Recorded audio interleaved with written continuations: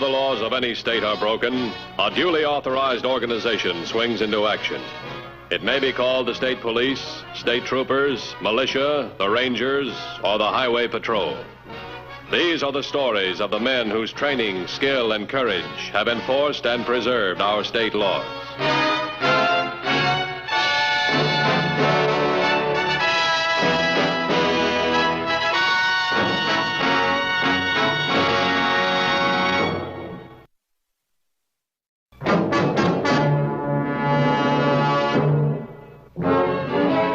One of the principal trouble sources of any law enforcement agency is circumstantial evidence. Too often, coincidence and chance conspire to point an overwhelming finger of guilt at an innocent person. The Highway Patrol encountered just such a case the morning that Stash Irwin, a wanted criminal, drove through the gates of the Apex Plastics Company.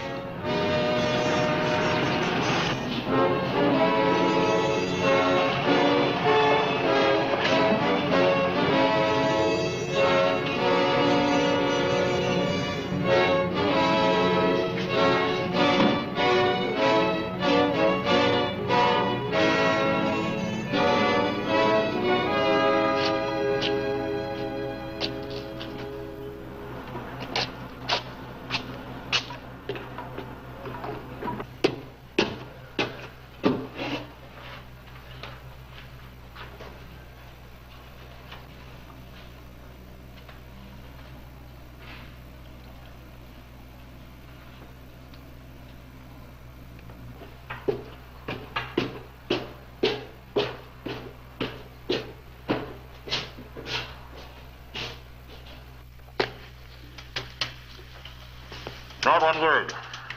You, stand on the floor. Come on. Stand on the floor.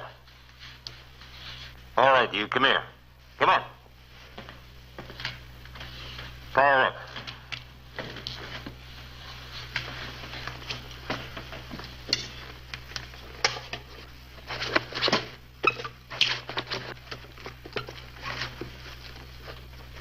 Her ankles, too.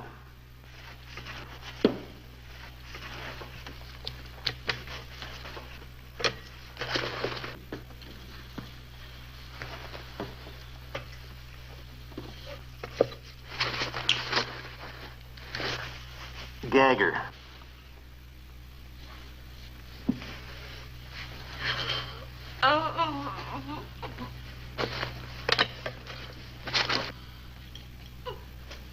Okay, around the back. Come on, around the back. Turn around. Turn around!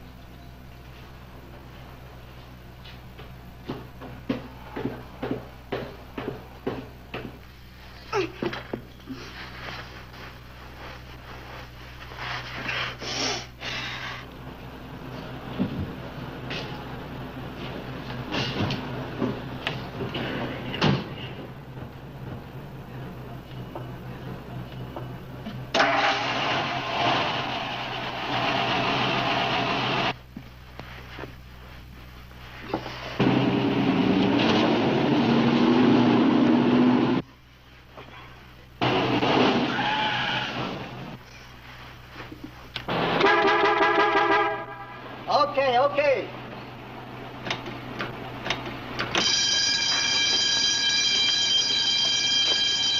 All right, mister, pull it up there. You have to wait now.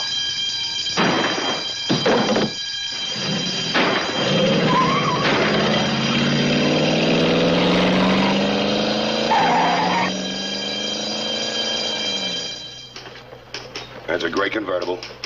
No license number. All right, I got it. Thanks. All right, we know the car was headed east when it left the plant. Could have doubled back. We can't take any chances. Put a roadblock here. Another one here. And one over here. Alert all units to look for a gray convertible. Let's go out to the plant that was robbed.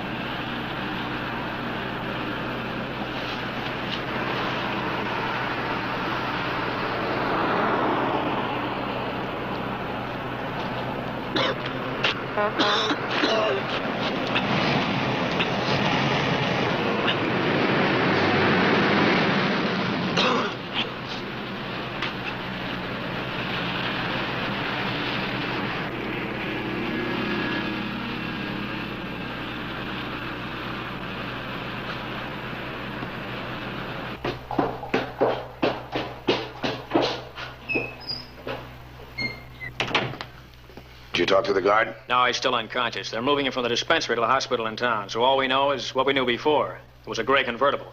Did find out one thing, though. The guard managed to fire 2 shots before he passed out. In other words, we have no way of knowing whether somebody was waiting for him in the car or not. But Mr. Stedman and I both told you the holdup man worked alone. Yeah, Miss Fowler, when you saw him, he worked alone. But this doesn't rule out the possibility somebody else was waiting in the car. Now, there are a lot of things that don't add up. How did he get in the plant in the first place? As far as I understand it, you can't get into this plant without a company pass. Well, of course, the gateman can pass a visitor through if he gets an okay from someone in authority. Well, we'll know the answer to that and a lot of other questions when the guard regains consciousness. How much did he get? $28,000. For you, Mr. Matthews. Oh, thanks. Listen, Matthews. How's the neck? Much better, thanks. Oh? All right, fine.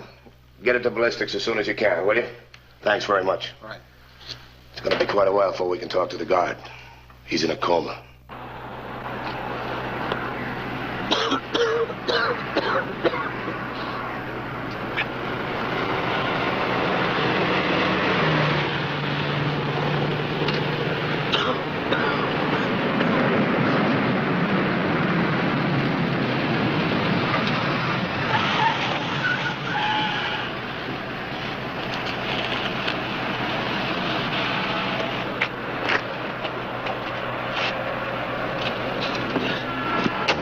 Somebody sure left you stranded out in the middle of nowhere. I can take you as far as Farnsworth. suits me fine. You all right, buddy? It's nothing. Just a cold. Sure you're okay? It's nothing. Let's go.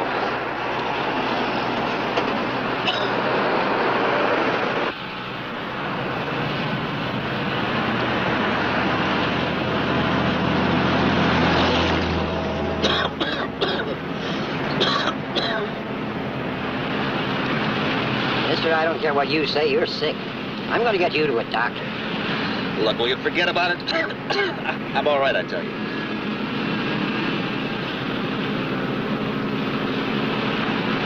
Okay. So now you know. Just keep driving. From now on, you're my personal chauffeur. Look, take the car, why don't you? Just let me go. No dice. I need you to jockey me around. When you're finished with me, how do I know you won't kill me? You don't, pal. You don't.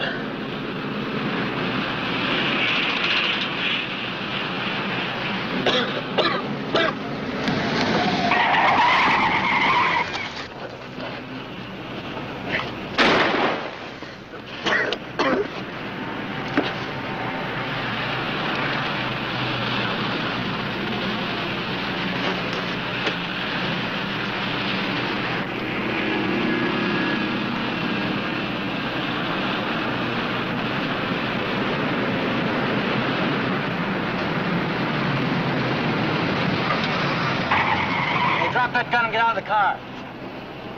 Drop that gun. Turn around. Put your hand on top of your head. Oh, am I glad to see you? I'll bet you are. You expect us to believe, Mr. Siddons, that Irwin, badly wounded, was on the highway trying to hitch a ride? Yes, that's what I expect you to believe. You also expect us to believe that by a strange coincidence, you, an employee of Apex Plastics, the plant that was robbed this afternoon, gave Irwin a ride, coincidentally in a gray convertible. A gray convertible that's been identified as the car driven by the persons or persons who shot the guard. Can I help it if there's so much coincidence? It's the truth, I tell you, every word. I never saw Irwin in my life before I picked him up on the road. Why, I wasn't anywhere near the plant when the robbery occurred. No? Where were you then? I told you. I went house hunting. Drove around, looking at homes. Did you go back to the plant?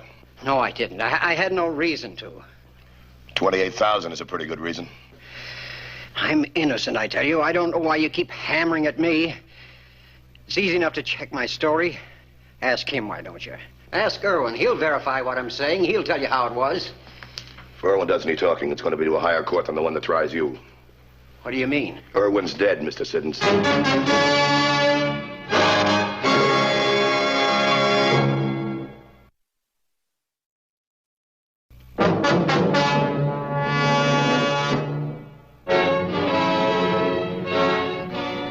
2 hours of intensive questioning failed to shake Warren Siddons' testimony. While in the hospital, the wounded guard was fighting a grim battle for his life. Won't budge. Still sticks to his story that the first time he saw Stash was when he picked him up on the highway. Did he explain how Irwin got in the car? Or the fact that a witness said whoever shot the guard was driving the same make gray convertible? Well, assuming that there were 2 great convertibles, it's possible maybe something went wrong with Stash's car and he had to get rid of it. You really believe that? I said it's possible. He had the gun when we picked him up. The paraffin test proves he fired it. How about that? Well, Siddons said he struggled with Stash and it went off during the fight. And, of course, Stash isn't around to contest that version. Well, what do you think? Look at it this way. Stash needed inside help. Someone who knew the layout and could smuggle him inside the plant. Now, I could have ridden in with Siddons, maybe crouched down on the back of his car. Stash would have had to pull the actual holdup alone, because even with a mask, there was a chance that someone in payroll might recognize Siddons. So Stash got the money, came back down, got in the back of the car, and they started to drive off. When the guard heard the alarm go off, tried to stop the car. Siddons gunned him down. The guard managed to get off a couple of shots. As he did, Stash had reared up to see what was going on and caught a slug. The rest we know. And the money? Well, he probably ditched it somewhere before running into the roadblock. Planned to come back and pick it up later. Yeah, that makes sense. There's only one thing. What's that? No matter how much circumstantial evidence we've got, he's innocent until proven guilty. We've got to build a case against him which leaves no room for doubt. That means a complete check of his story, step by step against the facts. That's right. Now, the area where Siddons claimed he picked up Stash Irwin, have it gone over. Tell all units to fan out. Keep their eyes open for any sign of the car or the money.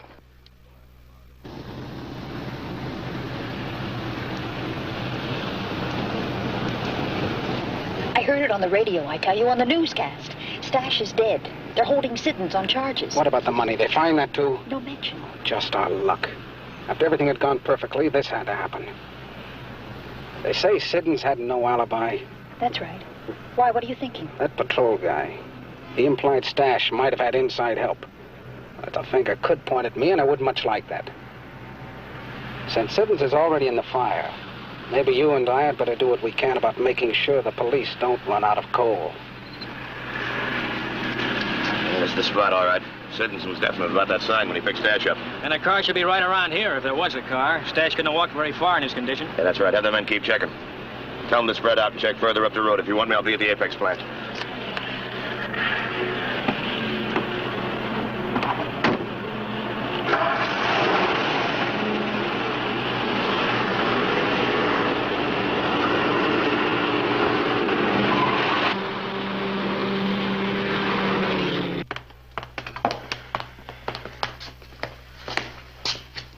Is this Siddons' desk? Yes. Imagine all that time working with him, eating in the same cafeteria, and he was just waiting for the day to pull off that holdup. Why, I even let him drive me home from work one day.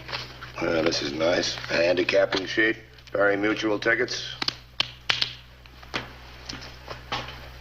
It's worth about $2,000-3,000. On his salary? You want to see Siddons' time card? Yeah. You know, if he claims he punched out at noon, he's lying in his teeth. See for yourself. According to this, he never punched out at all. Well, he probably intended to punch out, but when the guard stopped him... Could something go wrong with the machine? Could it fail to register? Look, as payroll supervisor, those machines are my department. I check them daily. Thanks, Mr. Stedman. Excuse me.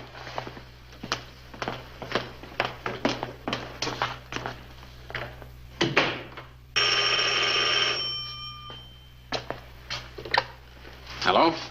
Relax, honey. I just wanted to tell you it's okay. I was able to get into our friend's house. Everything's taken care of. Not one thing you've told us is checked out. Not one. The investigation failed to turn up any trace of the missing money or another gray convertible. Then there's this matter of your time card here. I don't understand that. I distinctly remember punching out. These were found in your desk. It's a lot of dough to spend on horses with your income. Oh, I don't know how they got there. Somebody must have put them there by mistake. I never gamble, except maybe a quarter on the office football pool. I suppose this was somebody else's mistake, too. They were found in your house, packed and ready for a trip. They're not mine. I never saw them before. I don't even own any luggage. They're packed with your clothes. I can't help that. I never packed them. We also found these travel folders. Mexico, Central, and South America. Also an airline timetable with the flight underscored tomorrow night, 8 o'clock to Lima, Peru. We checked with the airlines. They've got a reservation in your name. I don't know anything about it, I tell you. I can't understand any of this. It's like some horrible nightmare. Siddons, how do you expect us to believe you in the face of so much evidence? Yeah. Sir Johnson, come here. That might be it. There's much too much evidence. It's all too neat. Only a chump in this case would deny us guilty to that or an innocent man. The lab said there were no prints on the luggage. Looked like it was wiped clean. Well, regardless of that, we got enough on this guy to convict a dozen men, but anybody who's smart enough to plan and execute a job like this, well, he'd try to alibi himself, wouldn't he? Could be. Somebody's trying to frame him. Ask him a question. You did arrange for a passport, didn't you? No. If he's planning on taking tomorrow night's flight to Lima, he would have made passport provisions, wouldn't he?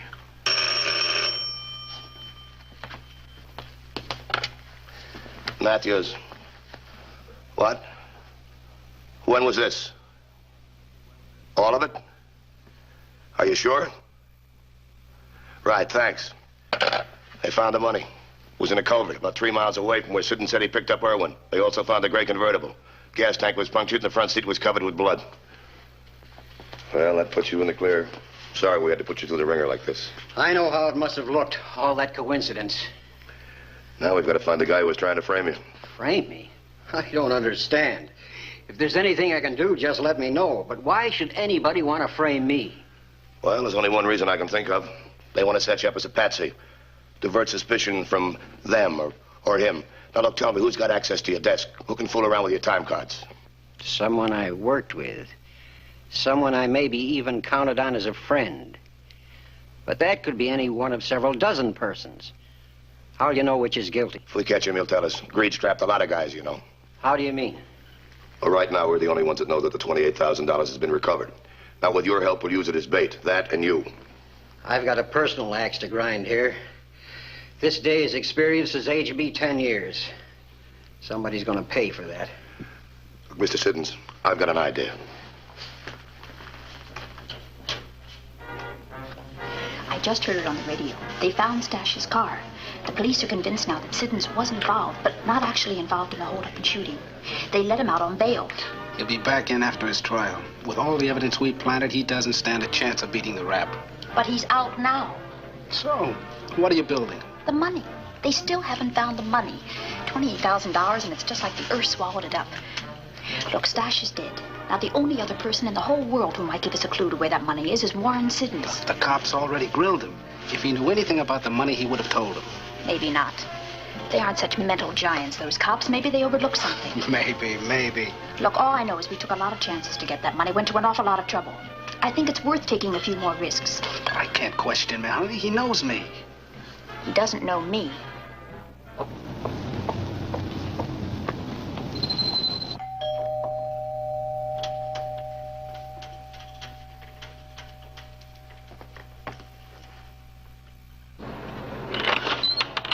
Mr. Siddons? I'm Margaret Mason, Mr. Siddons, the Cornwall Insurance. The Apex Plastic Company is one of our clients. I'd like to talk to you, if I may. Please come in.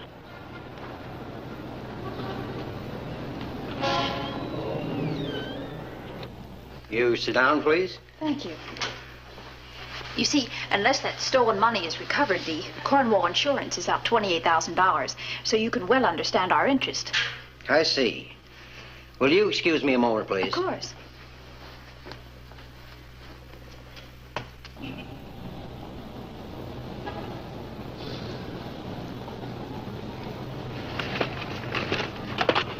That's it.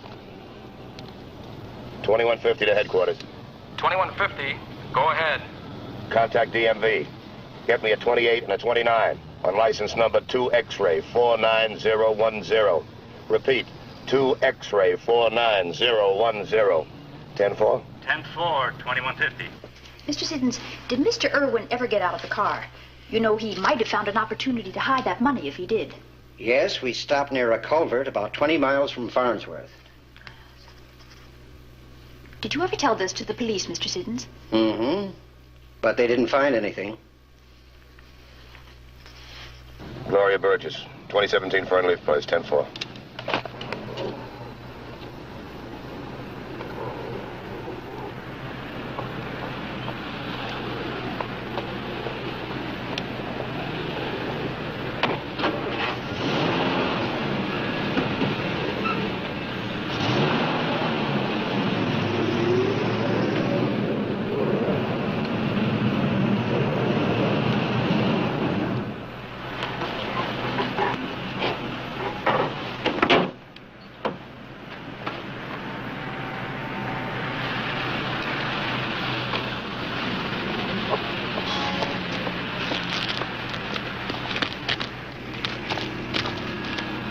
Checked the culvert, but they didn't find anything. Yes, Siddons is very sure of the directions. Well, what can we lose? All right, I'm sure you have it straight in your mind. Okay, I'll meet you there in 15 minutes.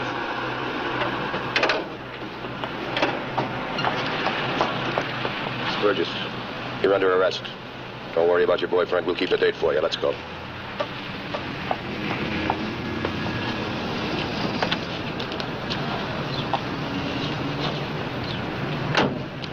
We'll drop her off at the county jail on the way. Strange place to check the payroll. Don't be stupid, you're covered. Get your hands up. Look, I was only trying to help. I thought you may have missed something. Yeah, sure, I bet you did. That's what Miss Burgess thought, too. Okay, take him away.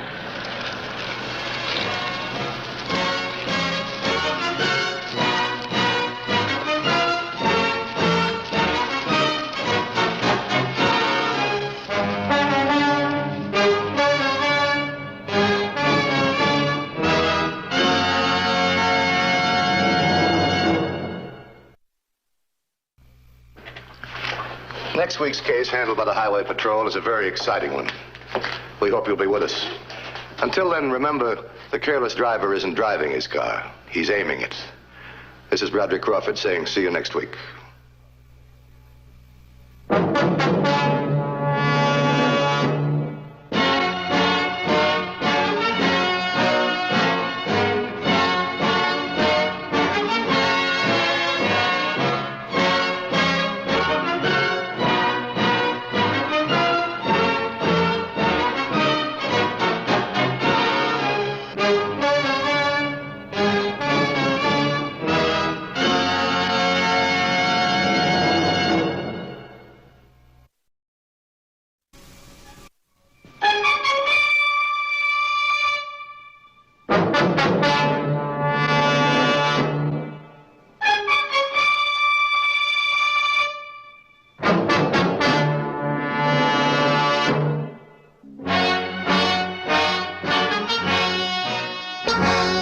Whenever the laws of any state are broken, a duly authorized organization swings into action. It may be called the state police, state troopers, militia, the rangers, or the highway patrol. These are the stories of the men whose training, skill, and courage have enforced and preserved our state laws.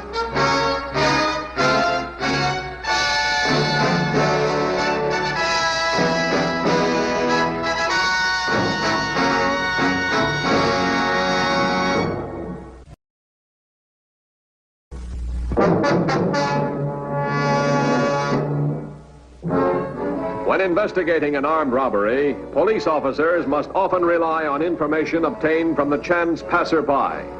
Well aware of this unpredictable element, Paul Herrick and Bert Nelson devised a plan to reduce this hazard. Their method called for the precise timing of a spectacular event to divert attention from the robbery itself. Think of the people on the street. Now, here's how they'll react. You watch and see. The bomb will go off. They'll look around, stunned, scared. Then we'll enter the jewelry store, unnoticed. We'll exit the same way, unnoticed. It must be a plane crash. Maybe a gas main blew out. Well, anyway, it didn't break our show windows. Well, whatever it is, it's right close by. I'm going out and see. Oh, Sylvia.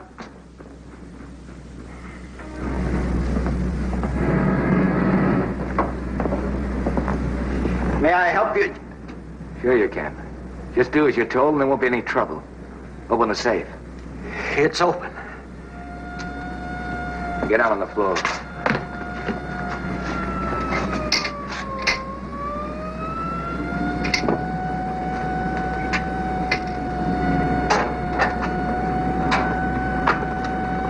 Get back to me, huh?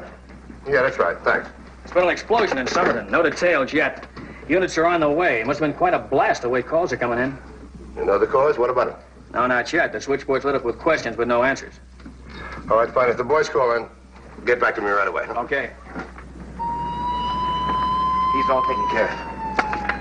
Yeah, I'm ready. Just a second.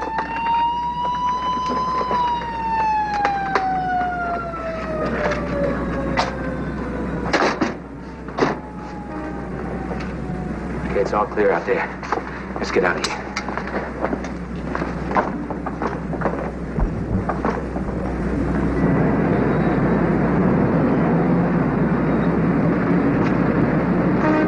All right, thanks a lot. I'll get back to you. Yeah, that's right. Okay, Ken, what about the blast? What happened? Yeah, 2 explosive experts are on their way and 2812's on the scene. What about Sergeant Grant? He reports no casualties and no damage. No damage. All right, you tell me. What blew up? Well, he doesn't know yet. It was on a vacant lot on Trenton, south of 4th. Made a fair-sized hole in the ground and plenty of noise, like no one was near it. Wait a minute now. A blast in a vacant lot? It sounds like somebody's idea of a practical joke. Yeah, he's a real joke. See what the crime lab has. As soon as I get a report, call in to me right away, huh? Okay. It was just up the street in the vacant lot. Mr. Larson? Mr. Larson! What happened? Hey, don't you think this will bring better than 10 grand? I'm for unloading it fast and clean. Somebody else have the headache of peddling it. And I still say it's a good day's work. Gotta hand it to you, Herrick. The thing went perfect. Tomorrow it'll even go better. Rockwood's ideal for our operation. It's an industrial town. People there are still jittery over that big explosion at the chemical plant last week. Yeah, they'd probably get panicky if we popped the paper sack. The dynamite will be more effective. I figure we'll bury the bomb early tomorrow morning in that vacant lot. You know, this is a gimmick that we could work again and again. I mean, right here in the same area. You know, every time an explosion goes off... Wait a minute. Let's don't get overconfident, Nelson. 3 fast jobs, and then we move out. By the time the cops can figure out exactly what our operation is, we'll be in some other part of the country. We'll go and rig that bomb. Yeah.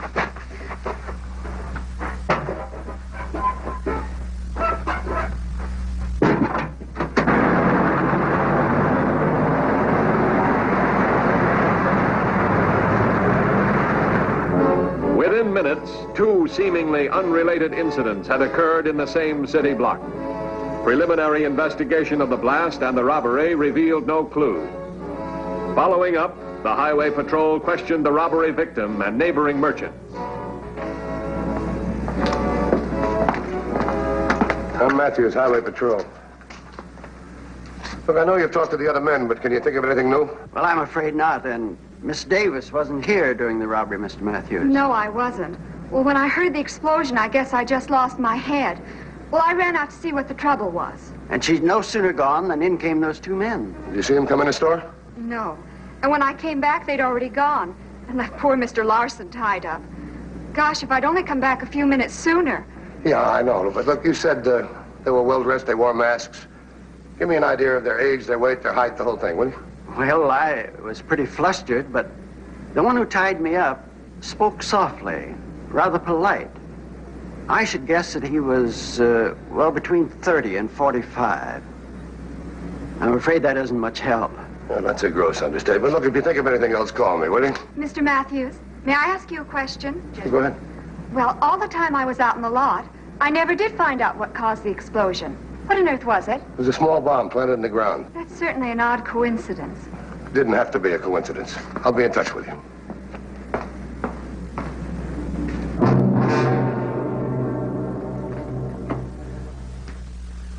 How you coming? Okay. As soon as I attach the dynamite in the cap, we'll be all ready. And I don't like working with this junk equipment. If I had some good components, I could build you a timing device that would work to the split second. Yeah, sure you could. And if a couple of those fancy fragments escaped the blast, the police experts could trace it to you as if they had your bridge work.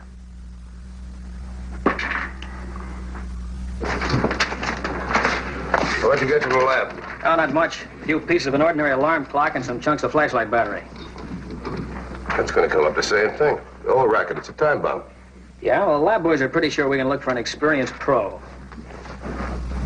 Look, if he's a pro, he's got to have a record. Have you checked it? No, we can't get checking the records of all the ex-cons in this area. There's only one thing we do know. He's got access to dynamite. It's your baby. Okay. Okay, that's it. Want to get the lunchbox? Yeah, sure.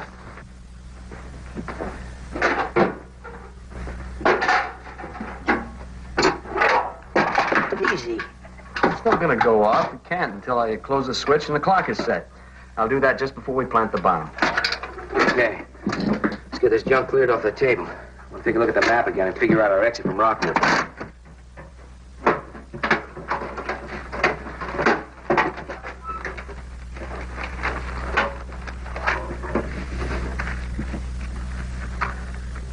All right, Barton, Norton, Grubbs. These guys, they're all free and clear as far as you're concerned. They show up for parole all the time, right?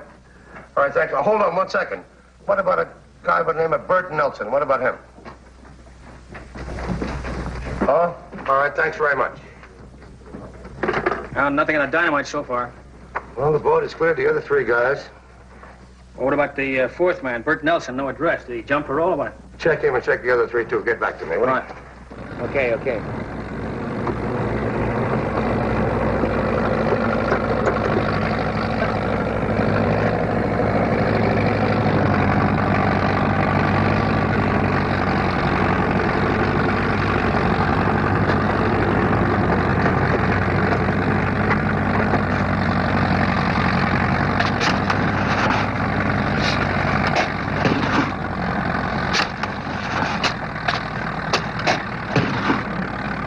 Okay, that's enough. Now, take it easy. Take it easy. Play it casual. Got nothing to do from now till noon.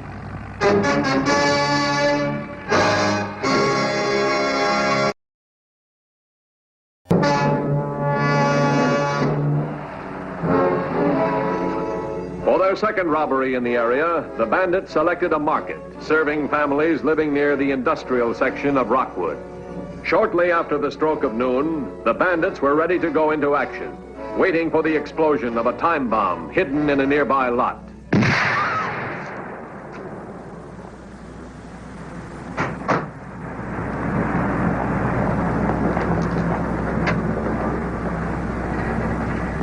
Matthews. What? What part of town? In the Rockwood area. Not again. All right, I know an explosion. I'll send the units out. Right, thanks a lot. Rockwood? Had a big explosion there last week, that chemical plant. It was a real mess. I better have the emergency disaster unit stand by, we know. Wouldn't want to see one like that again. I wouldn't either.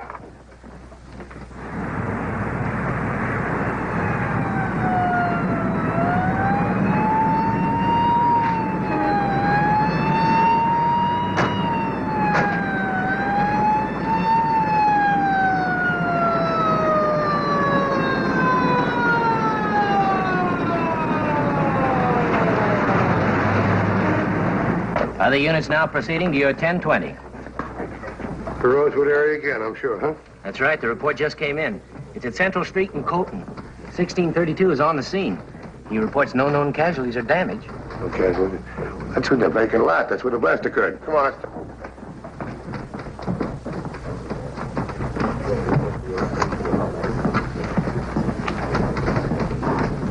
Yeah, this is Williams.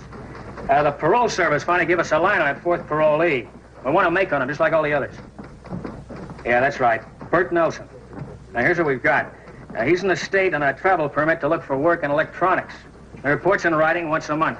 His last report was postmarked General Delivery, Temple City. Started from there. Well, we've had more trouble in Rockwood. 2 men just robbed a market next to the blast. They got 8,000 cash. Rockwood, figures. We got units out there. I wonder if they saw the getaway car. I hope so. Let you and I find out. Come on.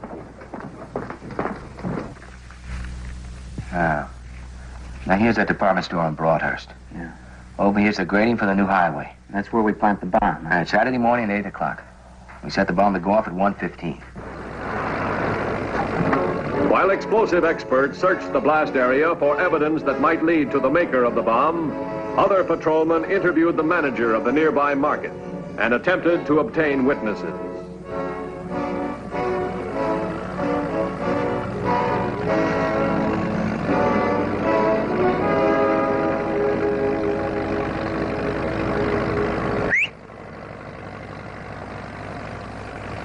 Take a look. This is a dandy.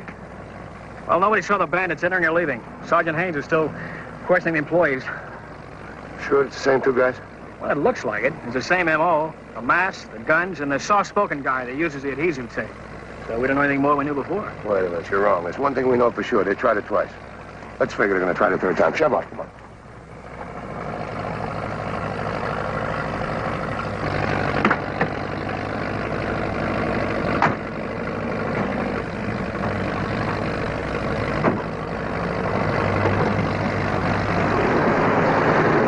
Now, we both arrive at the department store at 1 o'clock, separately. We go in the store, we work our way to the back. We browse around. Mingle with the customers? Right, right. By 1:10, we'll be at the back of the store by the offices. At 1:15, when the bomb goes off, you'll follow me into the cashier's office. And then, we'll be on our way. All right, Ken, take a good look. Yesterday, Cemetery. Today, Rockwood. We know they're in this area right here. They'll probably keep it in a small area. Cut down the distance they have to travel with that dynamite. Let's figure it this way. They're going to try again. Oh, by the way, once you get from the left.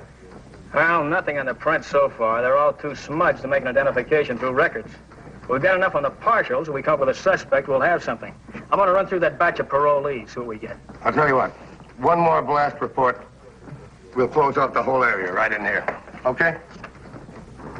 Now, what's this about a change in plans? We're not going to go out the main highway. We're going to turn west here, on Laureen Road. That's a cow path. I know, but I've been thinking about that Rockwood job. How fast the cops came into town. Well, yeah, to investigate the explosion. This is the third time we've pulled this trick. The cops aren't completely stupid. They'll be covering the main highways with all the men they have available. I figure we'll load up the car with food. Stick to the back roads into the woods. What do you think?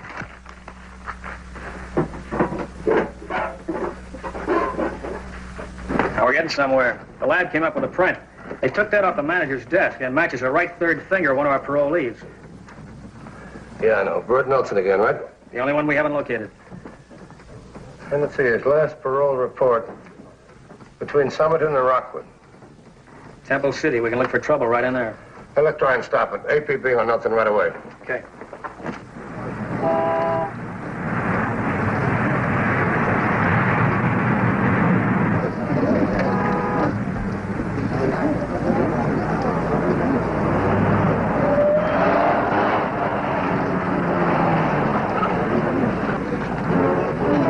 A few minutes after 1 o'clock Saturday afternoon, the bandits were ready to stage their third robbery in 4 days.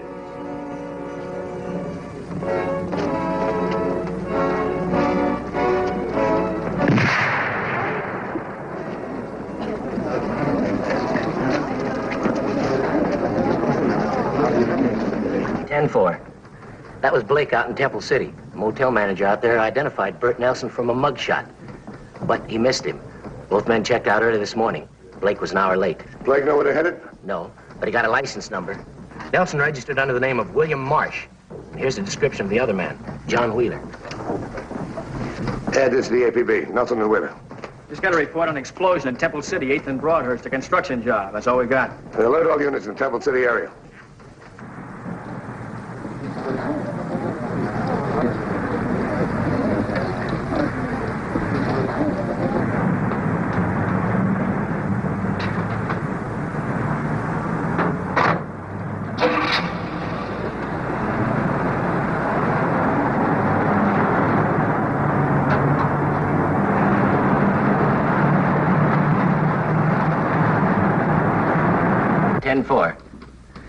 The two bandits entered the cashier's office shortly after the explosion and took a reported $10,000 from the department store safe.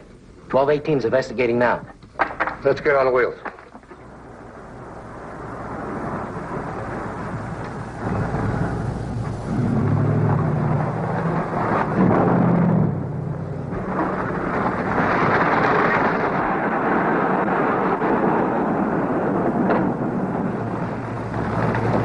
$14.10 to $21.50.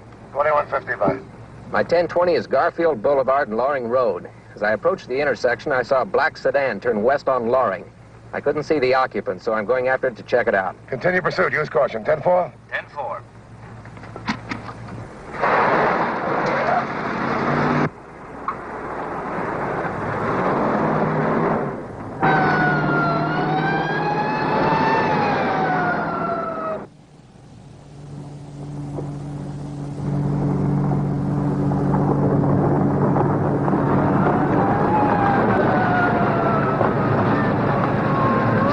Keep going. Well, where are they? In back of us or up in front? Probably both. Yeah, that patrol car back on Loring Road. What was it doing there? I mean, this is lousy luck. They're all over the place. Take it easy, kid. We're gonna be okay.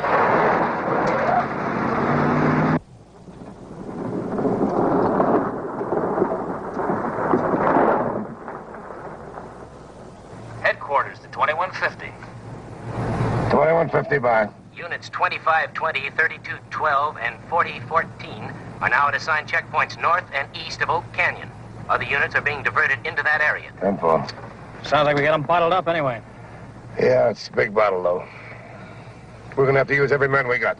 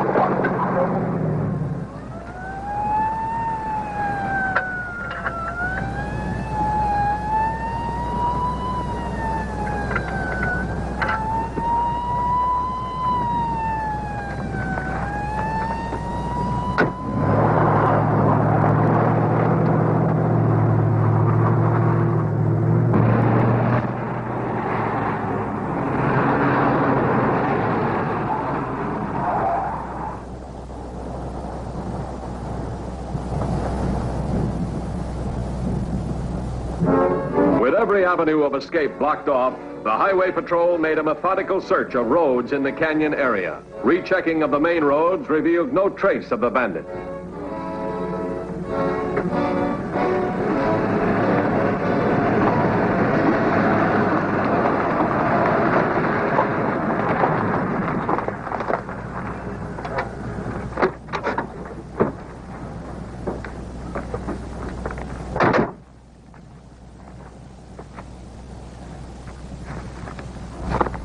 Good thing we brought plenty of food. We could spend a week up here. Hey, watch it, will you? Firemen and the cops up here. Come on, let's eat.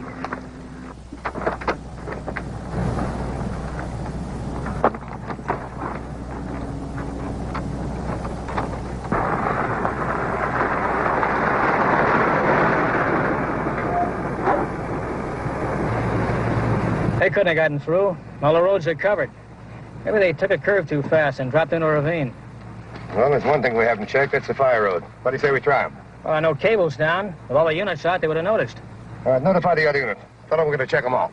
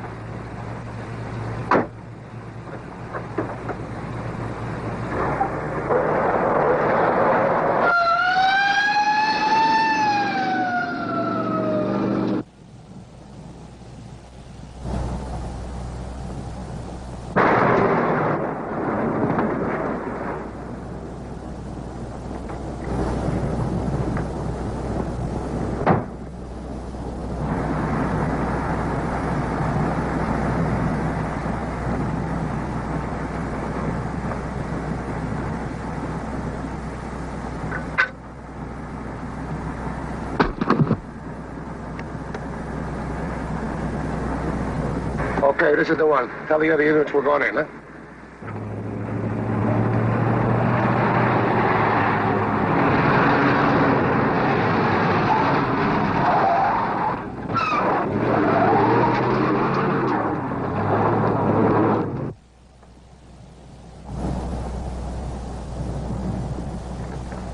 Headquarters to 2614. Headquarters to 2614. 2614, move to position A. With the cooperation of the Mountain Fire Station, Highway Patrol units were quickly diverted to strategic points on the intricate network of fire roads. The extensive maze, designed to control the menace of fire, had now become a labyrinth protecting the two criminals.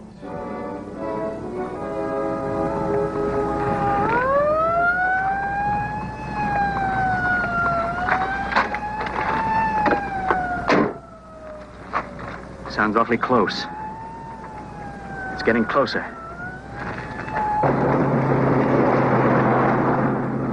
Do you see them? No. Better than that, they can't see us.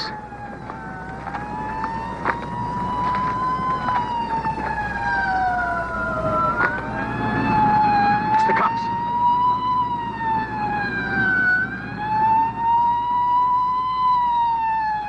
They're going by.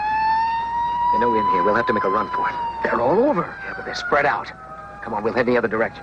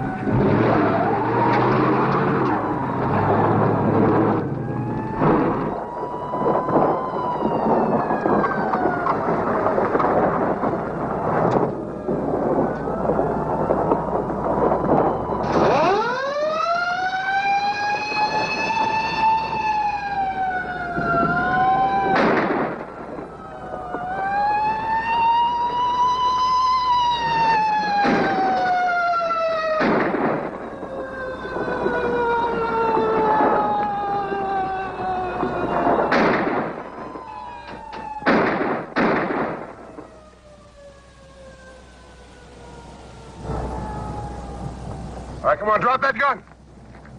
Drop it right now. Start walking towards the car. Put your hands on top of it. All right, hold it right there. I got it. Okay, turn around. Pretty good gimmick, wasn't it? The bomb, I mean. It was the last one that got us. Let me show you a good gimmick, huh? All right, come on, turn around. All right, come on, let's move. It's all yours, boys.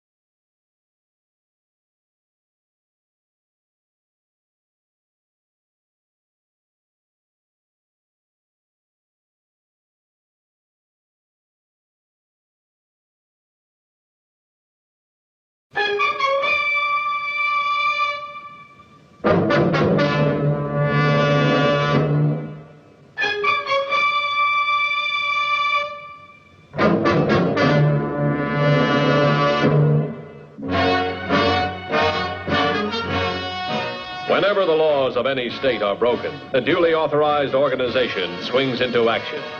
It may be called the state police, state troopers, militia, the rangers, or the highway patrol. These are the stories of the men whose training, skill, and courage have enforced and preserved our state laws.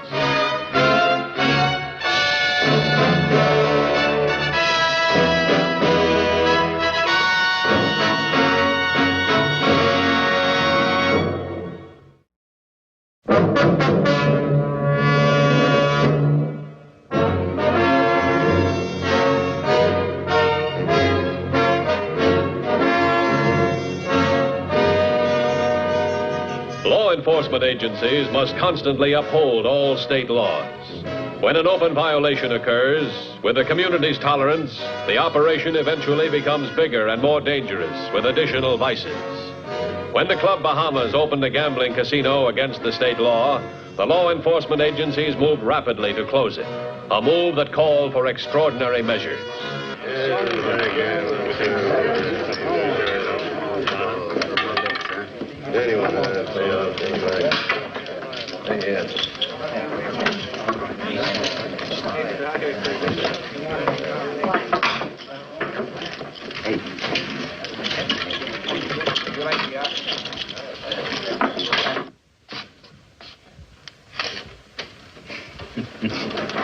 Mirror, mirror on the wall, who is the fairest of them all? You have to see the production this girl makes with the lipstick, Al. Too bad we can't take pictures of what goes on in front of that mirror. Sell them as souvenirs. Hello. This is Al Sandy. Thank you. Come out and be our guest some night. Bring the wife. Bye. Dickerson, the filling station man. Just saw Sheriff Bishop and a carload of deputies heading this way. See that he and his wife have a good time when they come out Saturday. Dickerson, right. Sorry to interrupt your pleasure, ladies and gentlemen. We have a report there's a raid on the way. Our floor men and dealers will buy up your chips. This room is closed for tonight. Don't worry, we have about 10 minutes, but the main dining room will remain open. As you know, it's our policy to protect our patrons in situations like this.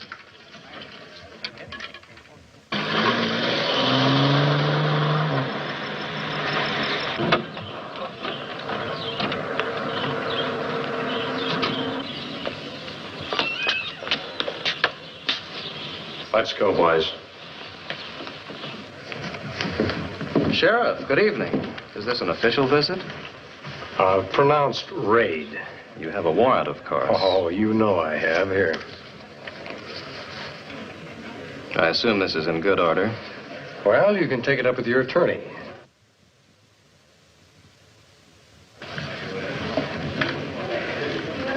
Good evening, Sheriff.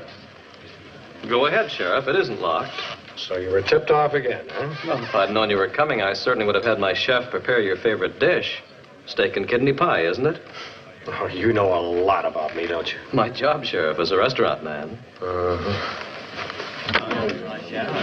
I don't know. What is it? You've been here before, Sheriff, so you know this is our private banquet room. If you and your department wish to avail yourself of it, a reservation can be arranged. Now, one of these days, I'm going to take over the whole place. I won't need a reservation, thanks. Sheriff, I can still use a man like you around here at night. You can do it off duty. The hours aren't bad, and the money's pretty good. No thanks, Mr. Sandy. Well, what's the matter? Your money, it stinks.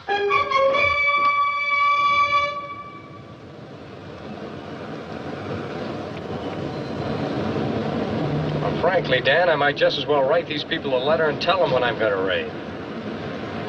Well, that's what you're getting this call for. I need some outside help. Wait a minute. Come in. Yeah, Sheriff, I got the whole picture. I'll be down in a couple of days. No, a couple of days. That's the best I can do. I'm tied up. Sorry. Okay, goodbye. Sheriff Bishop, Wilcox County is in trouble. You know that country at all? No, sir. I've never been down there. All right, find me 4 officers that haven't been there. I'll drive down with them in the morning. Oh, what's the matter? He told Sheriff a couple of days. Don't you trust him? Sure, 100%. He's a good officer. That's why he needs help. You see, a gambling house he's been trying to close. Well, they've been tipped off 3 times running. He can't get the evidence he needs for legal proof. Leak in his department? No, he's checked all of his men out to his own satisfaction. His trouble is he's living in a community where most people don't realize that gambling is against the laws of this state. He can't do anything without it getting out, and they pass it along. That's why I don't want Bishop to know I'm there until I'm there. 4 officers? That's right, in uniform, here at 8 o'clock in the morning. I'll keep you posted from there. Yes, sir.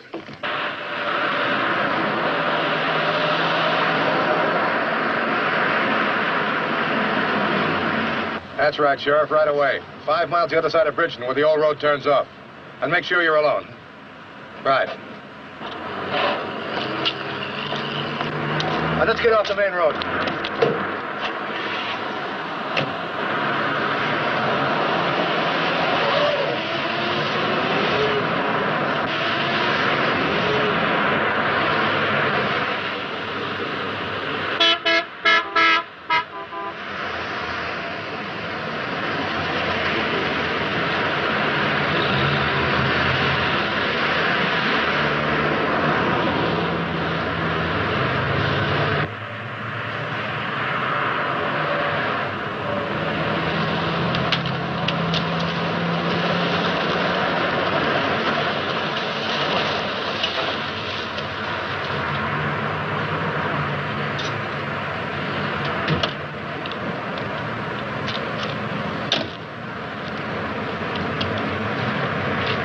Expecting you for another day at least. Now, we got lucky. We were able to get away. Look, when you make your raid tonight, I want you to use my men. You lead them. Maybe the locals around here will have a little more respect for you when they find out what you got behind you.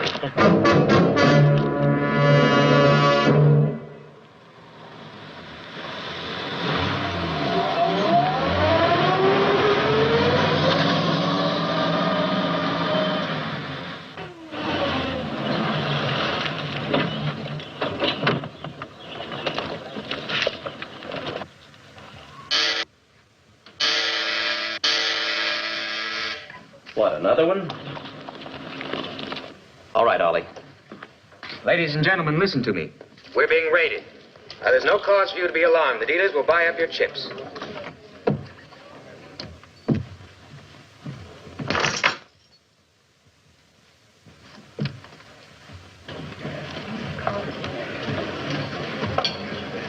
I'm very sorry. This door is locked at the request of the private party who is using the banquet room tonight. But Mr. Sandy can open Seems it to be for the you. trouble, Frederick. Why, hello, Sheriff. Back again? Well, these gentlemen, these officers, they insist on entering the private banquet room, Mr. Sandy. Well, of course. Allow me.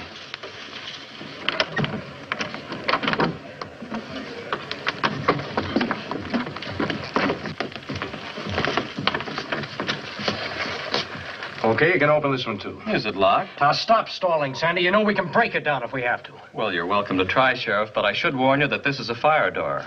Wood veneer over boilerplate steel. It might be easier on you if you wait until I brought the key from the maintenance office.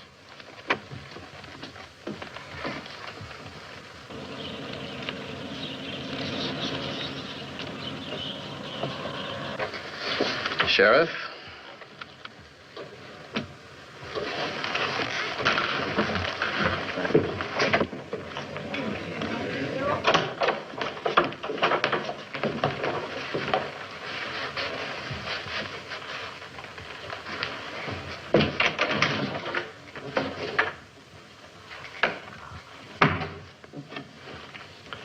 Let's go, boys.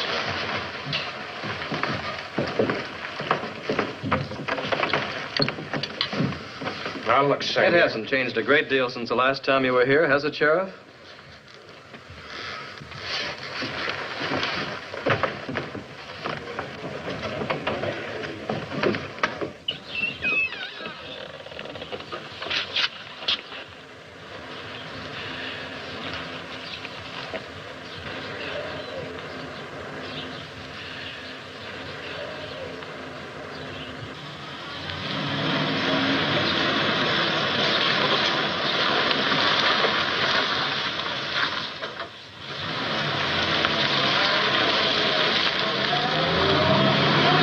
Well, we got past another one. Yes, thanks to the double doors. You worried? Plenty worried. I'm thinking it might be a good idea to close down for a couple of weeks. Just operate the restaurant. It cost a lot of money. So do lawyers. Sheriff Bishop would love to hear you say that.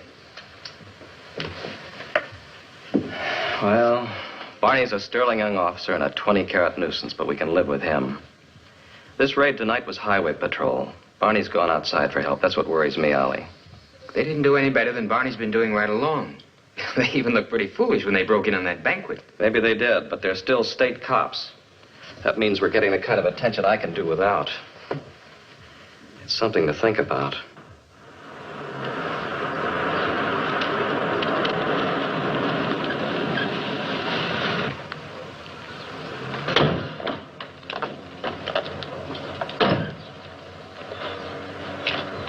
I thought this would be a good place to talk. I don't want people looking over our shoulder. Well, after last night, I don't know what difference it makes. You know, all we proved was it's possible to surprise Sandy. We didn't make out any better. Prove something else, too.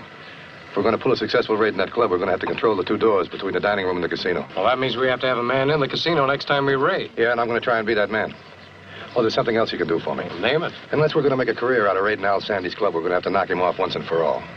Now, I can't figure it, but last night, within 3 minutes, he was able to conceal all evidence that there was gambling going on there. Well, we have to know where he's hiding that equipment. Well, that's where you can help. Wow. I want you to go to the county engineers and get the original plans on that building. Oh, that's good enough. Where'll I contact you? I'll be at the Normandy Plaza Hotel, registered under C.C. Hammond. C.C. Hammond. Yeah, the big cattle and oil man from Texas, huh?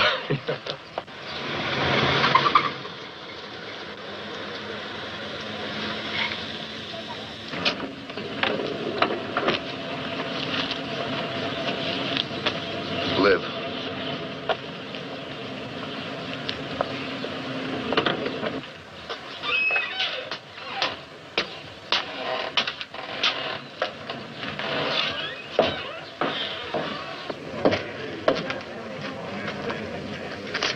I'm C.C. Hammond. I've got a reservation, haven't I? Of course, Mr. Hammond. This way, please.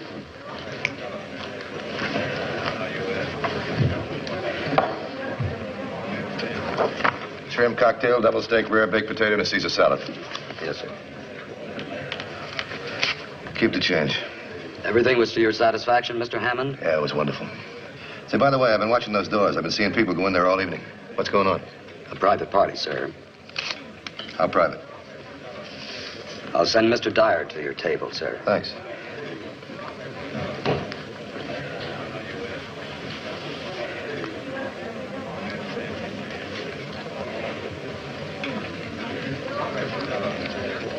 Mr. Hammond? Yeah, that's right. I'm Ollie Dyer, the manager here. Our matey tells me you might be interested in our private party. Well, your club's famous, Mr. Dyer. Some of my friends said I might find a little action around here. Your friends, do I know any of them? Well, the manager of the hotel I'm staying at, the Normandy Plaza. Sid Burke's his name. Oh, Sid's my boy. I'll see what I can do. Okay. License plate in his car checks out all right with the registration of the hotel. I spoke to Sid, and he said this man Hammond's been a happy little gold miner for the help around the hotel. Big tipper. I think he's okay. You may be right, Ollie. Chances are you are. But we've been getting too much attention from the authorities lately. We might be stretching our luck to let any strangers into the casino until our temperature drops about 20 degrees. I think that's smart. I'll give Hammond the bad news. Right. My money's not good enough, that's what you're trying to tell me. Not at all, Mr. Hammond. Well, that's the way it sounds. As I told you, that's a private party. If they don't want any outside guests, there's nothing I can do about it. I hope you'll stop in and have dinner with us again before you return to Texas, Mr. Hammond. You can bet on it.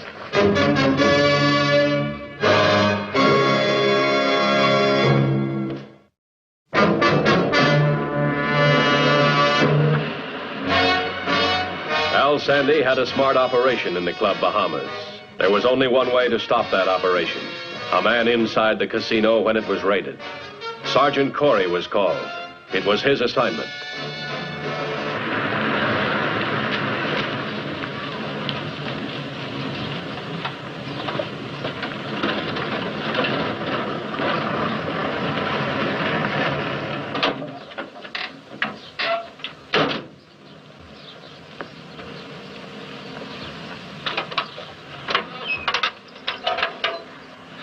I'd still rather pose as a building inspector.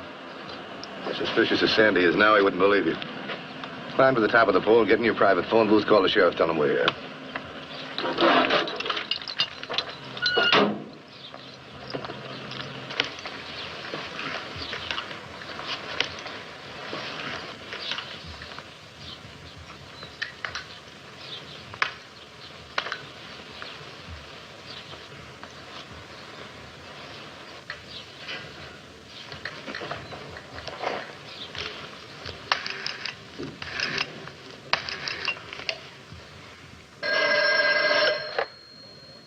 Hello. Right, Corey. We're inside of the club now, Sheriff. You can make that call. Okay. Check your watch. I'm making the call in exactly 30 seconds. And good luck.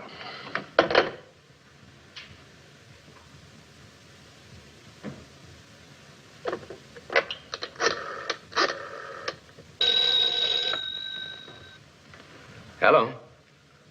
Who? There's nobody here by that name. No, sir. No, Mrs. Crittenden. You have the wrong number.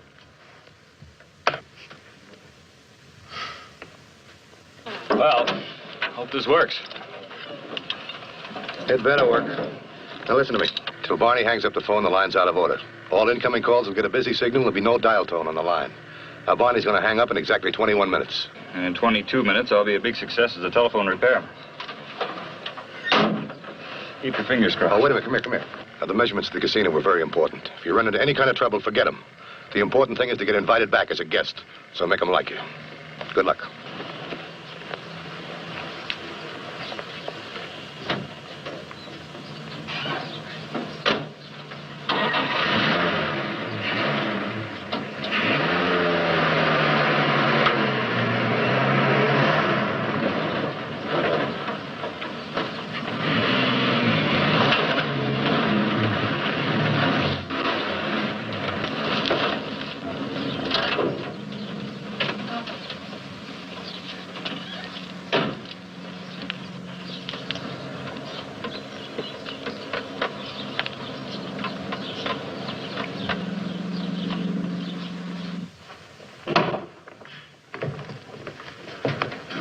What can we do for you? Aren't we paying our bill?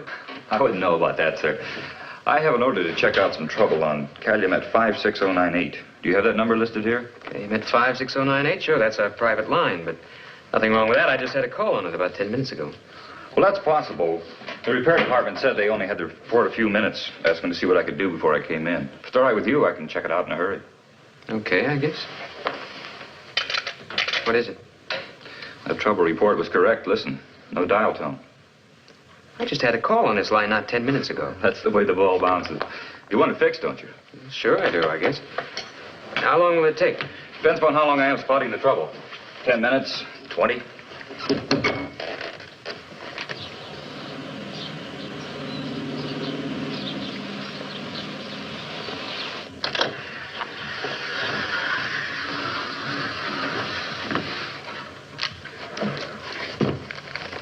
What are you doing in here? Measuring the room. Why? What's that got to do with the phone in the office? Well, there's a power leak somewhere, sir. I thought maybe the electric power lines had crossed over our line somewhere. I don't know what you're talking about. Just fix the phone, huh? Yeah. And I better get off the dime or I won't be through in 20 minutes like I promised.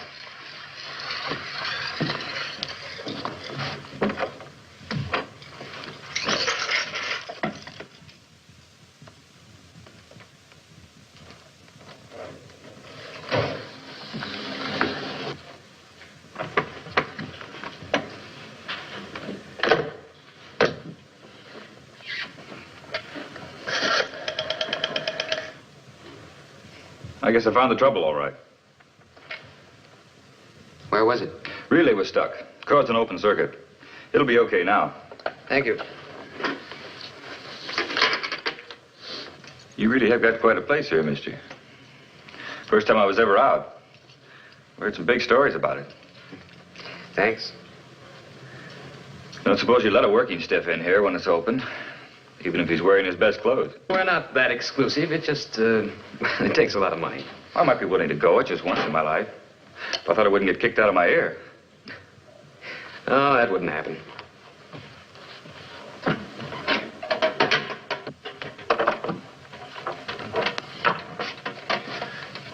Sure be great.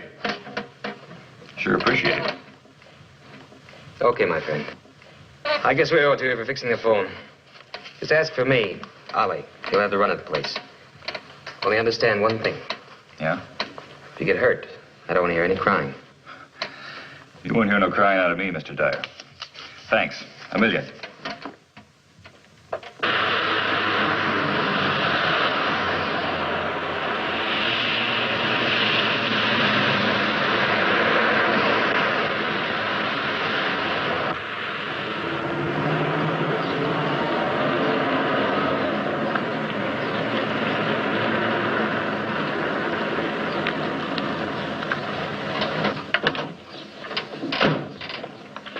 How'd it go? We got it made. Not quite. You got the blueprints? Yeah, sure. Let's take a look, huh? Well, the county engineer steered me on to the architect that put the building up. It was originally a private residence, Dan. Sandy made it over inside. The living room here is now the main dining room. This is what he made into his office in the casino. Well, what's this tell us? What are we looking for? Looking for a space big enough to hide some gambling equipment in. How big a place would he need? About? Oh, a fair-sized coat closet. Well, from the information I get, all this equipment breaks down. Get that sketch I made, will you? I made a scale sketch and the measurements he took at the casino. Oh. Attaboy. Now, this is the outside wall right here. We'll match it up to the blueprint and see what we get. It's what we're looking for, and it fits. When they remodel, they let the outside wall drift, and by the time they finished, it's quite a space, enough to hide a couple of hot roulette wheels and some crap tables in. Hey, take a look over here, right in the back. Here's a door. What do you know about it? There's no door there now. What's out in the back there? Oh, that's the rear of the building, just a lot of shrubbery. No sign of where the door used to be, hmm? No, not that I know of. Why do you guys bet the door is still there and working? Oh, I never gamble, Dan. Not when I'm betting against a sure thing. Looks like we're going to have to revise our plans to take in that back door, and I think you better cover it, Sheriff. Good. Wrap this up.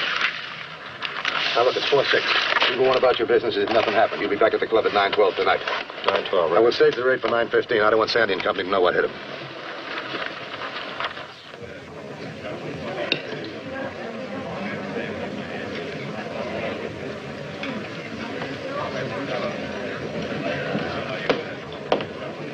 Good evening, sir. Do you have a reservation?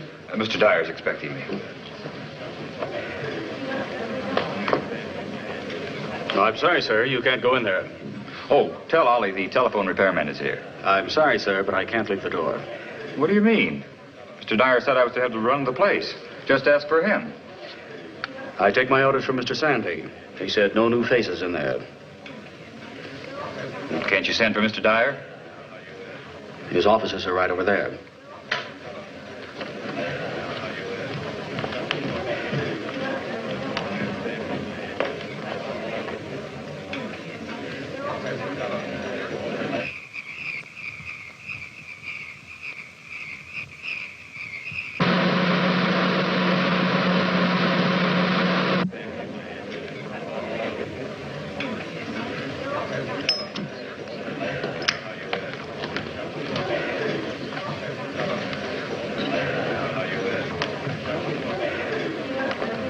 This one's okay, Hall. I'm just doing what Mr. Sandy said, Mr. Dyer. I understand. I'll take the responsibility for this, gentlemen. Thank you, Mr. Dyer.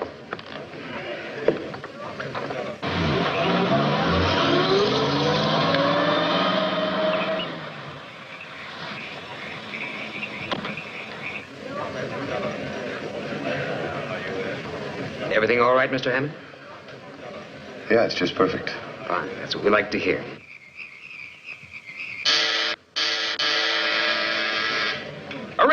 door closed. I wouldn't do that if I were you. All right, ladies and gentlemen, this is a raid. Stay where you are and you won't get hurt.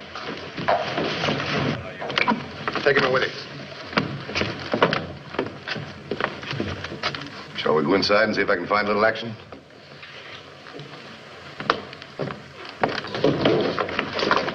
Herd him over in the corner, boys.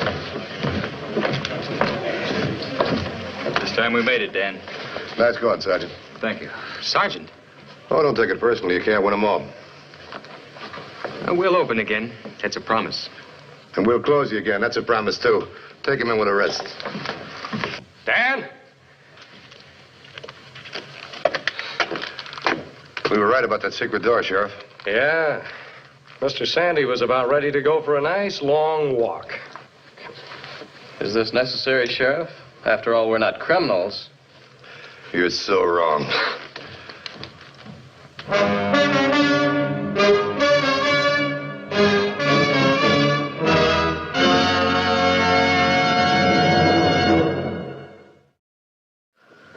The Highway Patrol story next week is a very unusual one. We hope you'll be with us.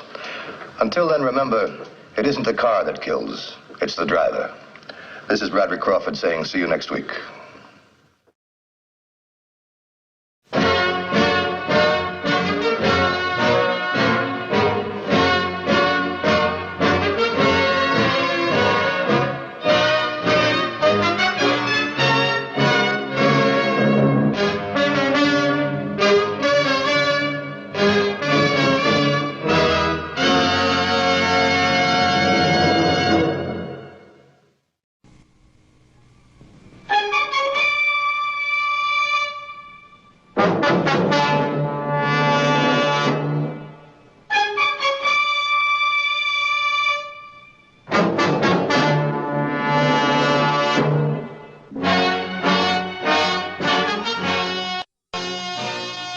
Whenever the laws of any state are broken, a duly authorized organization swings into action.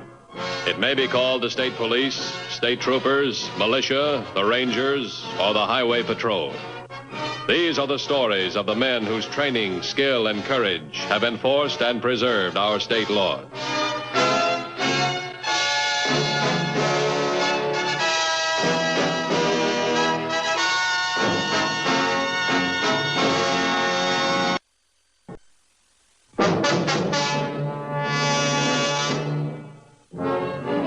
Through bitter experience, the Highway Patrol has learned that the kidnapper is one of the most vicious of all modern criminals.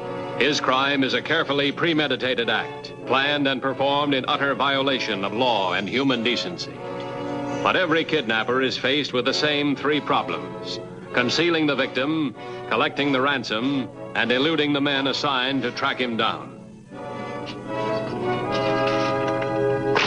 Herb, this is Matthews. What'd you get off that ransom note? Oh, that's a big help. Now, time's running short. We'll have to work with what we got. Thanks. I'll talk to you later. Mrs. Watts just called. She and her husband have decided to pay the ransom without any help from us. Now, what's that mean? They don't want us to set any traps. We've got the plan all set. We've gone over it 100 times. They said they'd rather pay the ransom than insure their son's life. $50,000. That's a good premium for bad insurance. They've been having a rough time of it. It's hard to explain that to them. Yeah, that's the trouble with the kidnapping case. The parents suffer as much as the victims. You're never sure you're doing the right thing. What can we do? I don't know. I'm going to try and change their minds. If I don't, they're liable to lose their money and their son.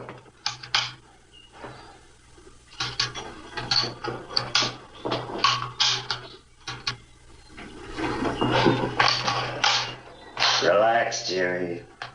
Just think of this as your home away from home. Never wore blindfolds at home. Be glad you're wearing one, son. It's keeping you alive. I'll bet it is. As long as you can't see us, we don't have to kill you. It's as simple as that. Supposing my father refuses to pay the ransom, then what? You pay, kid. Your old man can afford it. Your father should be delivering the money to our man in 40 minutes. Say another couple of hours for our man to meet us here. You'll be free as a bird again. No wonder about that. No reason for us to harm you, son. This is purely a business deal between your father and us. Hey, someone's coming. What's that badge he's wearing? Game warden. Wouldn't you know he'd show up now? On time. What? On time, we gotta play this straight.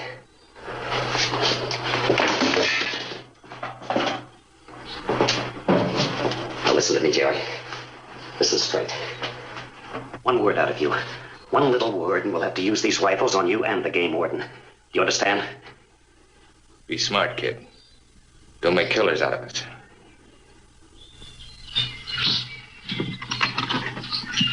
Howdy. Hi.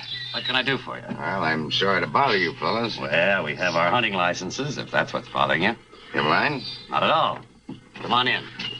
Good morning, gentlemen. The warden would like to see our hunting licenses. Oh, sure thing. It's okay for us to stay here a while, isn't it? It's all right with me. This shack's been deserted for years. Well, where's your license, Sam? I haven't any. He's not doing any shooting. He's just tagging along for the outing. Well, you're liable to ruin those nice clothes, boy. Real tenderfoot, this nephew of ours. Dresses like one, too. Well, don't let him lead you astray, son. Nice shooting, gentlemen.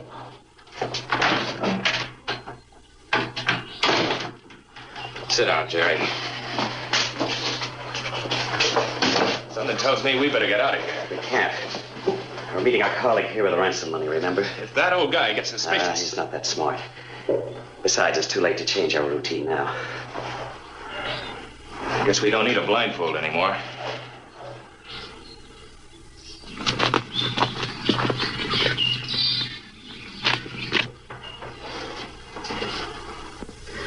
If you're gonna kill me, why don't you do it and get it over with? I wish it weren't necessary, Jerry, but as long as you can describe us to the police, what else can we do?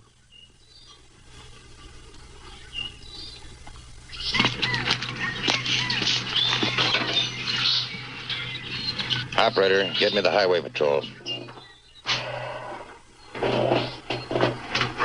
I wish you'd settle down. You're making our guests nervous. Well, I'm not enjoying this any more than he is. Why don't we get the job done? Not yet. Why not? Suppose somebody else wanders by like that game warden. How do we explain a dead body? Well, nobody's going to be wandering by. Another thing. Before we commit any murders, let's be sure we got the ransom money. Your father's no fool, is he, Jerry? He's not going to pay up until he has proof you're still alive. So we are going to have to keep you alive. For a little while, anyway.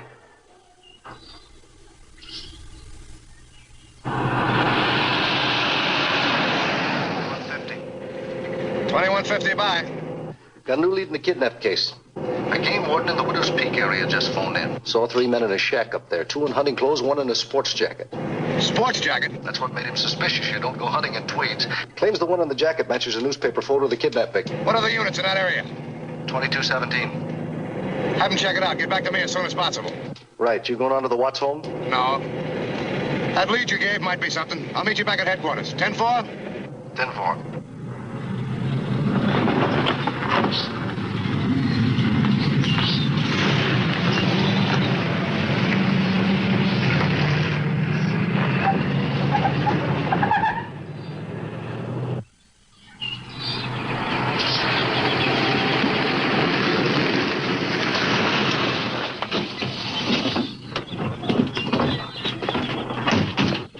I didn't bring you fellas out on a false alarm. Well, we'll know soon enough. Where's that shack you were telling us about? About a quarter of a mile through the woods there. Might be a good idea if one of us stayed by the radio. I'll take care of that if you like. Well, we'd appreciate it. Good luck.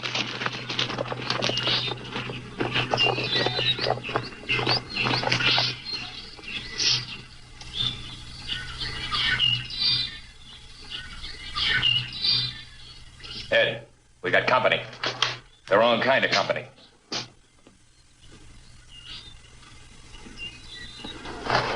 What do we do? We're hunters, remember that. We're up here hunting deer, no matter what. What about the kid? They're bound to ask. Help! Kidnappers!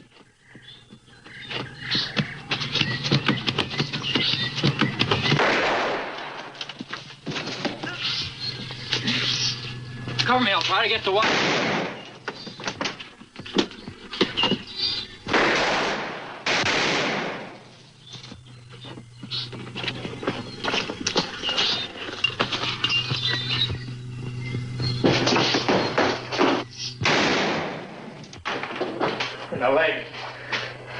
lousy cop's got more luck than brains. Let's take a look at it. Get one blast at him. Just one good blast. This will stop the bleeding. Oh! It's okay, I said. Look, you've only got 2 legs. And the way things are, you're going to need both of them in good condition. Well, it's a good thing that cop was a lousy shot. Could have been worse. Don't kid yourself. It may get worse. The leg? Everything.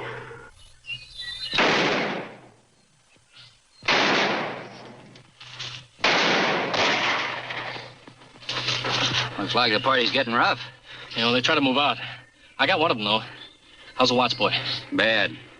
We'll have to get him to the hospital fast. A little while, it won't matter anymore. Do you think one of us can carry him out? Nah, I think his back's broken. Well, I'll never get him out while those killers can take shots at us. You keep him company. I'll go get help.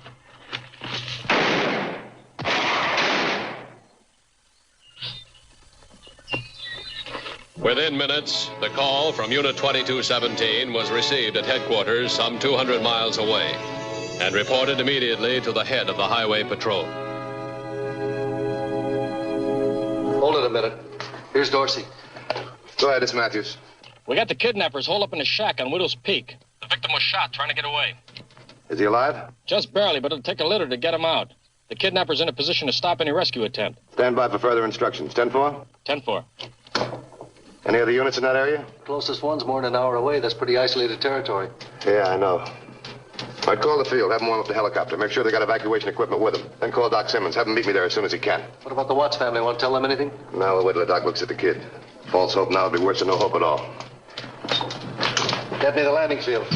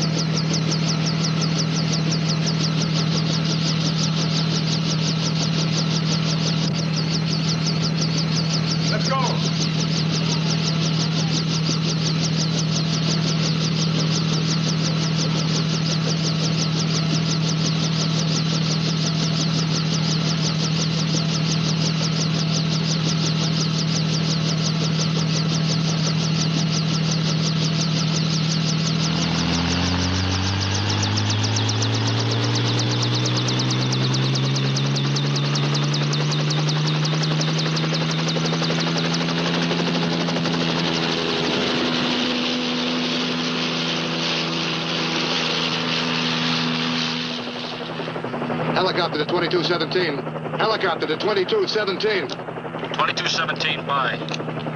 We're on our way to Widow's Peak with the doctor and evacuation equipment. Give us your exact 1020. We're about 2 miles beyond the north end of the Sunrise Turnpike. You ought to be able to see the car from the air. We'll be there in about 10 minutes. Any place to land this chopper? Plenty of room off the side of the road by the car. Can we get close to the Watts kid? Negative. The copter would be an easy target for the kidnappers. 10-4. 10-4. I think we've got everything we'll need, Dan. I hope you're right, Doc.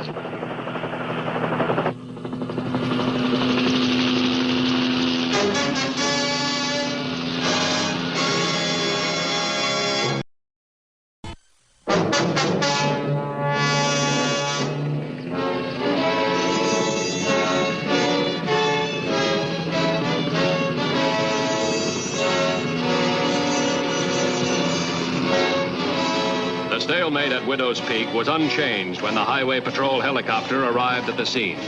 It was obvious that the copter offered the fastest means of rescuing Jerry Watts, but it also presented a perfect target for the kidnappers. It would take time, too much time, to force the kidnappers out of that shack, and the boy was closer to death with every passing second. His condition had to be determined before any rescue plans could be made. Where are they? Down there about a quarter of a mile behind the trees of the woods. How's the kid? Is he all right? He's pretty bad. All right, let's go. I'll pick up the litter.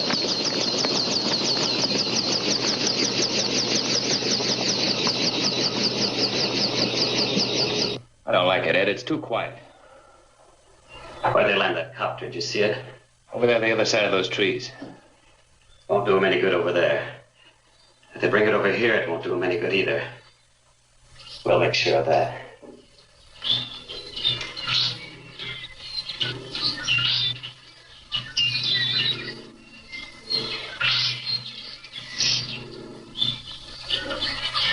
Is he still with us, Doc? Not for long. We've got to get him out of here, Dan, and fast. Fastest way is to get him out in the helicopter. One slip, and we may kill this boy.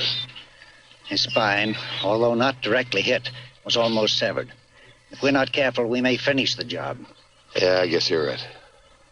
Maybe you could tell them what we're going to do. Ask for a truce and save Jerry's life. Doc, will you please use your head? They kidnapped the boy, hold him for $50,000 ransom, put a bullet in him. You can't make deals with men like that. Well, what use is he to them now?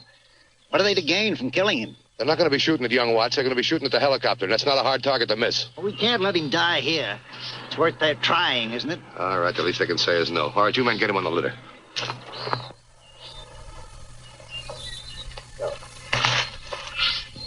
Ed, look.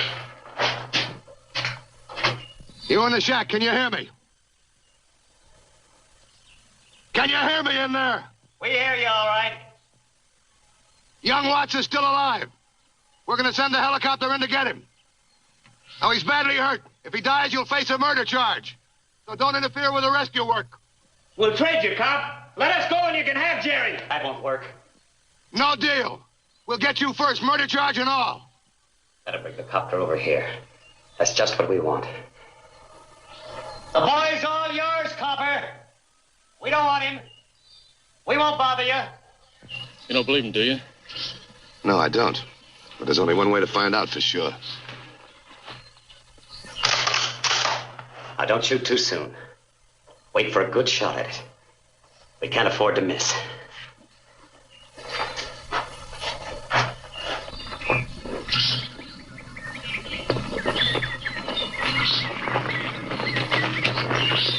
Let's see if we can get the kid out in the chopper. Come on, let's go. You stay here.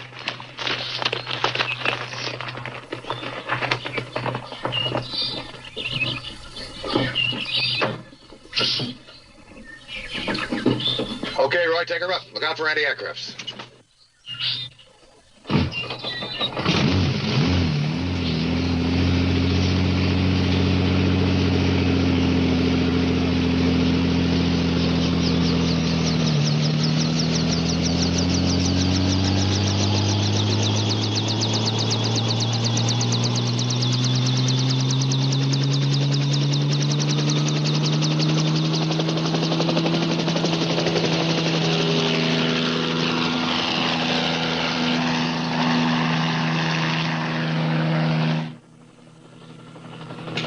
Here comes baby. Come on over here. We can get a better shot at the door.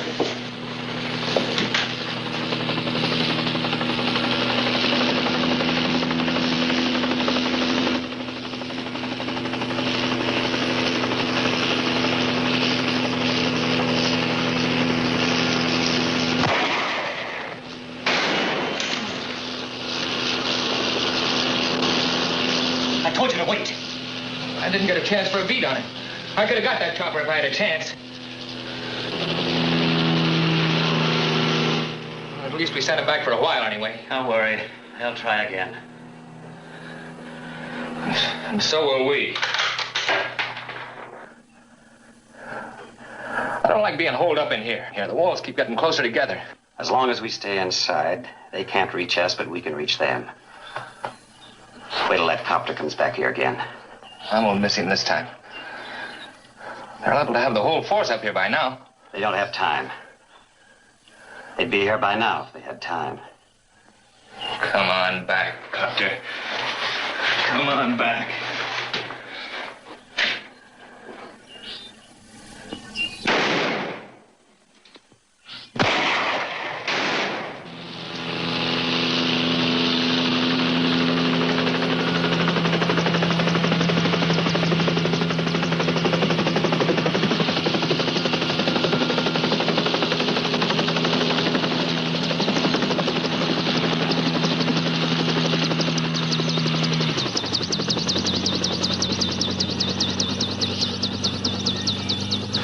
We're not going to get that kid out there unless we get the kidnappers first. I've ordered tear gas. I don't know how soon it'll get here. You think we ought to smoke them out, set fire to the shack? At this time of the year, I wouldn't advise that. Well, the warden's right. We burn out the whole area. Get on the horn. Call headquarters. Have them get in touch with the Watts family. Tell them to go through the ransom plan exactly as we outlined it. Tell them we got the boy. He's very badly hurt, but he's still alive, and the plan won't affect his safety a bit. Have you got that? Right. But go on. Warden. Yes, sir. Did you get a look at that shack? I sure did. How's it built? Well, it's just a wooden shack. Nobody's bothered with it for years. Is it sturdy? No, I don't think so. It's in pretty bad shape. The roof leaks, the beams are rotten. About all it's good for is hobos and kidnappers. If we got on the roof, could they take a shot at us? Well, I hardly think so. The roof's a blind spot. But can you get there from here? I don't know. We could try. Do you want to help? Sure do, but I don't know whether I'm qualified for roof climbing. We got something that is. Come on.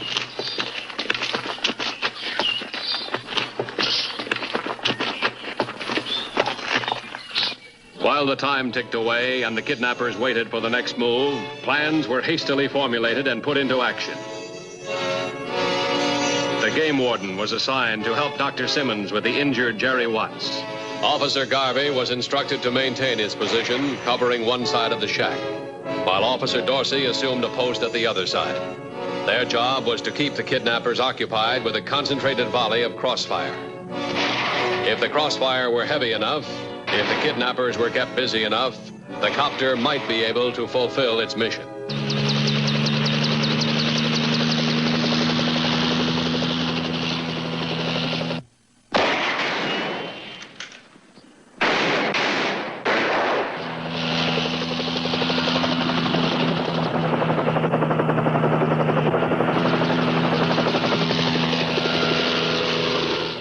Ed, it's on this side. Come on.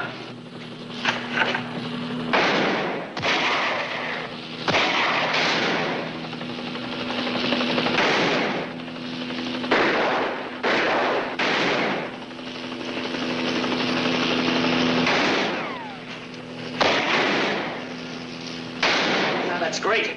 We're getting up from both sides now.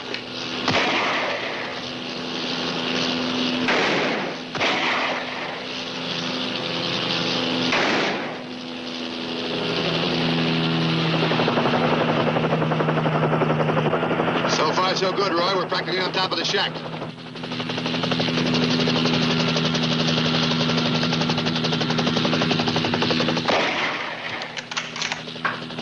What's the matter with you? Can't you hit that chopper? It's right over the roof. I can't see it from here. Okay, Roy, get it down as close to the roof as you can.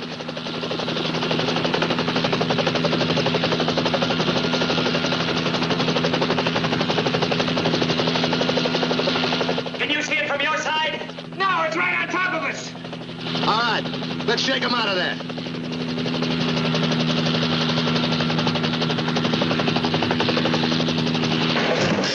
Let's try to keep in the roof.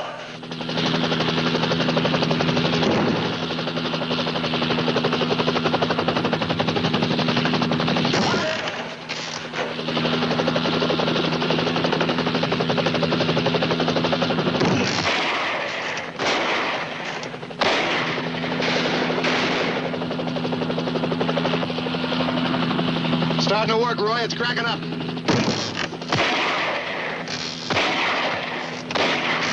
Cut it out. We need every shot we can hold on to. What for? What are we going to need it for? They're going to crush us like a couple of beetles.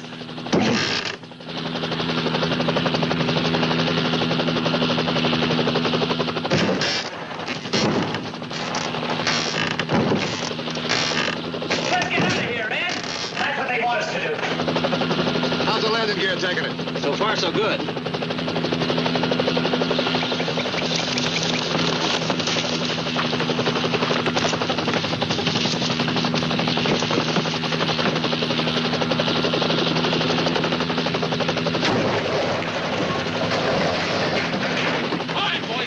Drop the rifle. Stand behind your head. That did it, Roy.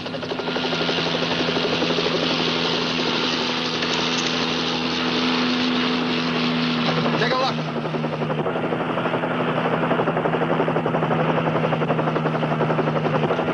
Helicopter to headquarters. Come in, copter. The kidnappers are in custody. How'd the ransom plan work out? We picked up their contact man about 5 minutes ago.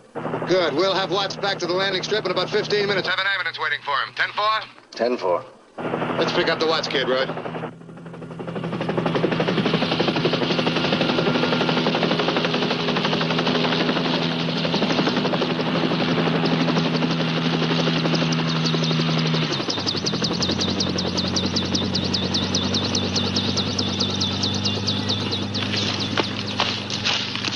How is he, Doc? Oh, it's too soon to tell, but I think he has a chance.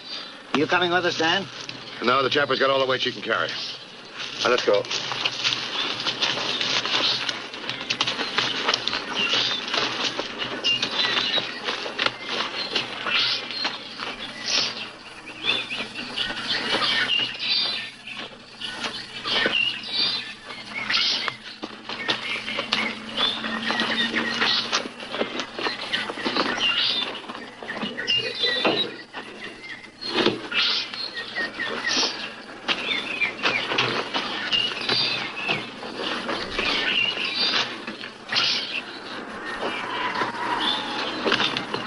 Yeah, Doc.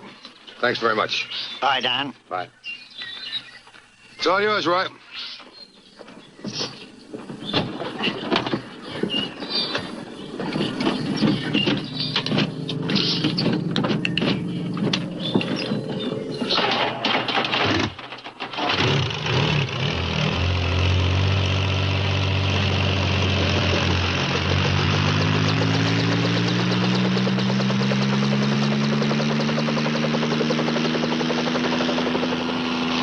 Wonderful machine, that copter. A real instrument of mercy, I'd call it. I'll bet the kidnapper's got a couple of other names for it. Come on, let's go.